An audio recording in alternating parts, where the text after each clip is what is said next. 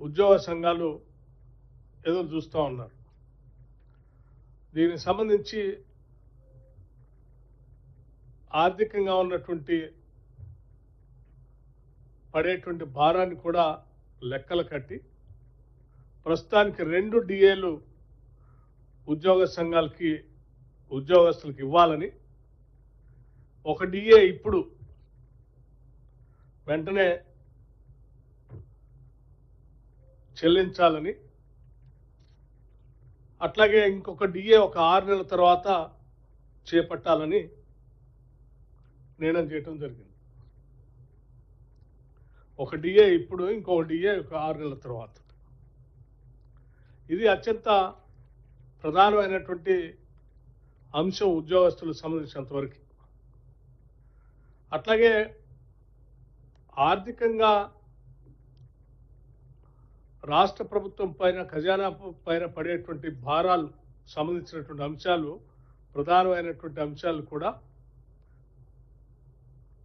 వారికి ఉపయోగకరంగా ఉండేటట్టుగా కొన్ని నిర్ణయాలు చేయడం జరిగింది.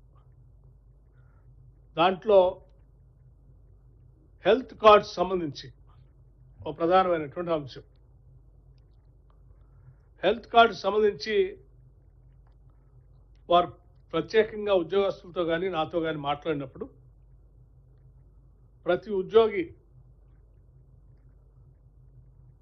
500 రూపాయల లెక్క కాంట్రిబ్యూట్ చేస్తూ సంవత్సరానికి వారు పోగేసినటువంటి అమౌంట్కి సమానంగా ఈక్వలెంట్ అమౌంట్ని రాష్ట్ర ప్రభుత్వం నుంచి కూడా కాంట్రిబ్యూట్ చేసి దాన్ని ఒక ట్రస్ట్ రూపేణా ఏర్పాటు చేసి, ఆ ట్రస్ట్కి సంబంధించి రాష్ట్ర ప్రభుత్వ ప్రధాన కార్యదర్శి స్థాయితో ట్రస్ట్ చైర్మన్గా, అధికారులకు సంబంధించి కొద్దిమంది, ఉద్యోగాలకు సంబంధించినటువంటి వాళ్ళతో కూడా కొద్దిమంది కలిపి ఒక ట్రస్ట్ని ఏర్పాటు చేసి, ఎటువంటి ఆరోగ్యపరమైనటువంటి అంశాలు తలెత్తినా వాళ్ళకి ఈ ట్రస్ట్ ద్వారా వెసులుబాటు కల్పించేటువంటి నిర్ణయాన్ని చేయటం జరిగింది. ఉద్యోగస్తుల కోరికని సంపూర్ణంగా అంగీకరించి దీన్ని కేబినెట్ ఆమోదించింది. అలాగే ప్రధానంగా వారసత్వంగా, అంటే గత ప్రభుత్వం పెట్టిపోయినటువంటి పెండింగ్ బిల్లులు సంబంధించి కూడా, ఉద్యోగస్తులకు సంబంధించినటువంటి పెండింగ్ బిల్స్, ఆ బిల్స్ కూడా ప్రయారిటైజ్ చేసుకొని ప్రతి నెల కనీసం 700 కోట్లు తగ్గకుండా ఆ పెండింగ్ బిల్లులు సంబంధించిన, ఉద్యోగస్తులకు సంబంధించిన బిల్లులు బకాయిలు కూడా నెలల వారీగా క్లియర్ చేస్తూ ప్రయారిటైజ్ చేయాలని కూడా నిర్ణయం చేయడం జరిగింది.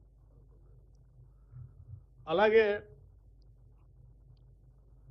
ఇంకా కొన్ని అంశాలు కూడా, ఉదాహరణకి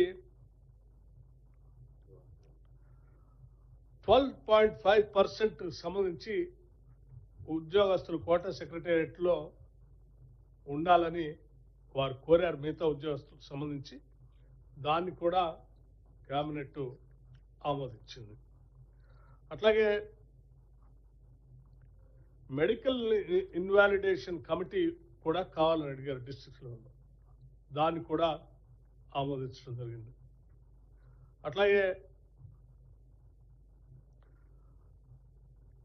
ఈ ఉద్యోగస్తులు రిటైర్ అయినటువంటి వాళ్ళు మళ్ళీ తిరిగి రిక్రూట్మెంట్ చేయకుండా ఒక నిర్ణయం తీసుకోవాలని చెప్పింది ప్రభుత్వం. దానికి కూడా సానుకూలంగా స్పందించింది.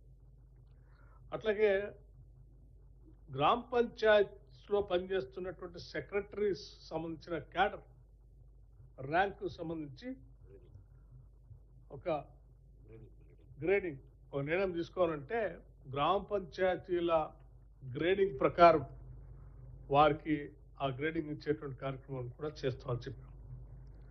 అట్లాగే డిపిసి సంబంధించి కూడా వాళ్ళు ప్రధానంగా వాళ్ళ డిమాండ్ ఉంది. డిపిసి రెగ్యులర్గా జరపాలి, ప్రమోషన్స్ వచ్చేటట్టుగా చూడాలి. ఎస్, దానికి కూడా రాష్ట్ర ప్రభుత్వం చాలా సానుకూలంగా స్పందించి అగ్రి అయింది. అట్లాగే ఆఫీసర్స్ ఎలక్షన్స్ అప్పుడు ఎలక్షన్స్ ట్రాన్స్ఫర్స్ అని కొన్ని చేశారు. ఆ ఎలక్షన్స్ టైంలో చేసిన ట్రాన్స్ఫర్స్ని మళ్ళీ తిరిగి బ్యాక్ తీసుకురావాలని ఒక కోరారు, డిమాండ్ పెట్టారు. దానికి కూడా రాష్ట్ర ప్రభుత్వం అంగీకరించింది. అట్లాగే కంపాషనేట్ అపాయింట్మెంట్స్ జిల్లా పరిషత్ సంబంధించి పెండింగ్ ఉన్నటువంటి వాటిని కూడా క్లియర్ చేయాలని అడిగారు. క్యాబినెట్ దానికి కూడా ఒప్పుకుంది. ఒక డైరెక్టరేట్, నర్సింగ్ డైరెక్టరేట్ కూడా కావాలని అడిగారు. దానికి కూడా ప్రభుత్వం అంగీకరించింది. ఇలా అనేక రకాలైనటువంటి అంశాలు, ఉదాహరణకి అంగన్వాడీ వర్కర్స్ సంబంధించి, టీచర్స్ సంబంధించి రిటైర్మెంట్ బెనిఫిట్స్ని ఒక 2 లక్షల దాకా పెంచవచ్చు చెప్పారు. దానికి కూడా ప్రభుత్వం సానుకూలంగా స్పందించి ముందుకు పోతా ఉంది. లేకపోతే